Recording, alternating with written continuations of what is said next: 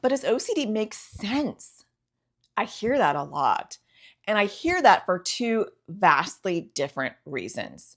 So, the first reason that I hear that is when the parent has OCD as well. I actually get a lot of comments, especially on my YouTube channel, from I can tell parents who have OCD because they'll say things like, well, don't you think that they should? And they'll go into like all the vast reasons why this child should wash their hands, take their clothes off, do whatever because it's contaminated. When in reality, our kids can have rational fears around OCD. It's the acuity, it's the severity that causes that.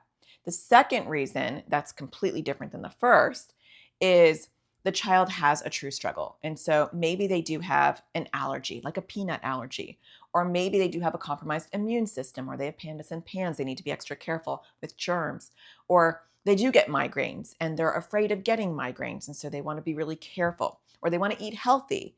It is the severity and the acuity of those behaviors that make it OCD. So it's not whether it's rational or irrational, even though we talk often about how OCD is often so irrational. It doesn't have to be. I have worked with kids who have peanut allergies and have contamination OCD around peanuts, and they still have OCD because the severity and acuity of their behavior around the idea of getting exposed to peanuts goes beyond what the doctors require. So, for example, they may not go into a house if there are people in the house that consume peanuts ever, or they may not walk down, the cafeteria. They might avoid the entire hall because they're afraid.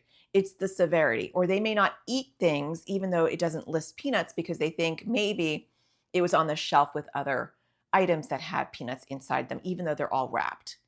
It's the acuity. Even during COVID, there were people that I worked with who overwashed beyond what was expected related to COVID. They were washing 50, 60 times a day in their home and hadn't even left their home. There's always a severity related to that. And so there are two reasons why parents say that. The first one is because they have their own struggles with OCD. And so to them, it makes sense that their child should be doing those compulsions because they would do them too. And the other category is they truly have an issue, but they are taking it to the next level. And so OCD loves to hijack any issue that we have.